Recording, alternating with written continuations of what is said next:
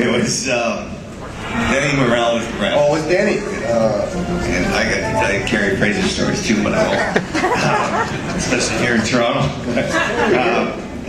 Denny didn't like me very much for some reason. I don't know why, but when the guys came out, we took the penalty for too many men on the ice. Late game, right? Yeah. And I served the penalty. Sorry, who was the ref again? I didn't hear it. Danny Morrell. Denny Morrell. Danny Morrell. No, and you know what? Honestly, after that, the edict came out you're talking about. Yeah, I was doing the radio then, and you beat the Canucks by quite a bit. So, but yeah, they got a minor, and then the NHL. Gretz had many milestones before that, and what happened, they would stop the game and bring out a red carpet. And there was no penalty. No, the edict after the... Don't even think about No, it. after. They did this before all that. With What they Gretz. called... No, they were called a penalty. I'm just saying... I know, but they put a red carpet out for No, it. but they made it clear that they screwed up on your thing. I'm just saying they said after that, they did. They called... The gentleman that asked that question, were you rooting for Montreal last night? No. Look at his jersey. Who's next? American, 1989, and for my biggest, dream to win the Stanley Cup, despite being a two-time Olympic champion and four-time world champion and the Canada Cup, I've been already won. So it's took a while to get used to it, and took a while, to put your step and to prove again in North America. So.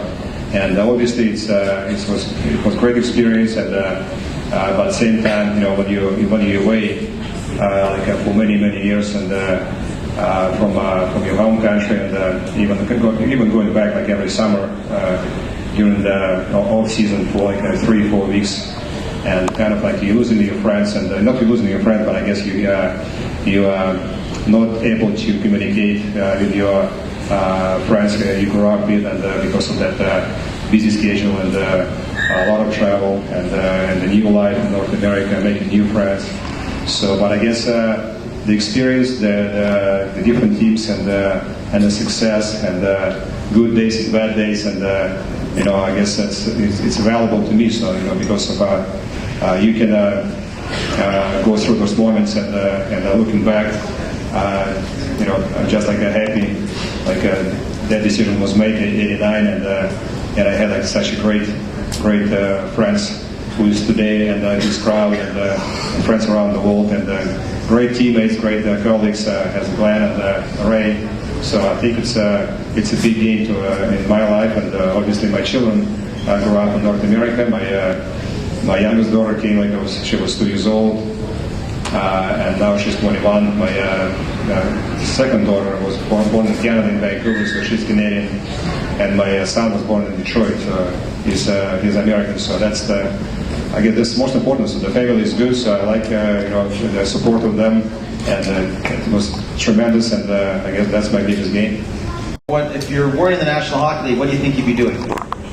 Well, I come from 6 generations of fishing. My dad had 2 80-foot seiners, so with that in mind, we went up to the Bering Sea a couple of times, went out sailing through the Johnson Straits and the other side on the west coast there through Vancouver. So I'm sure I would have tried it a little bit, but the first couple of times when I went out on the boat, yacht, you could say we were in 10-foot swells, and I ended up being sick for 7 days straight, holding onto the toilet seat. And I don't think and we're coming back. Well, just get me back to land, please get me back.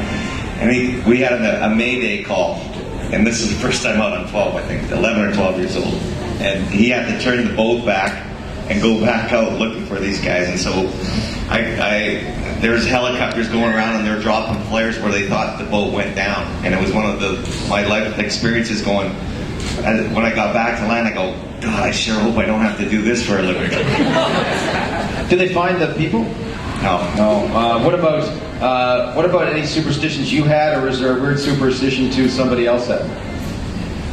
Well, I think with our team, if basically who led the onto the ice, and with us, if you lost, you got kicked back to the back of the bus, basically. But the front four, we're always challenging each other. Okay, I'm taking the lead, and I'm going to win this game tonight. And so the longer we had a winning streak, the longer you stayed in front of the line. And we had 4 or 5 guys that wanted to do that. Igor, if you weren't playing in the National Hockey League, what do you think you'd be doing? Well, never thought about that. So, but I guess.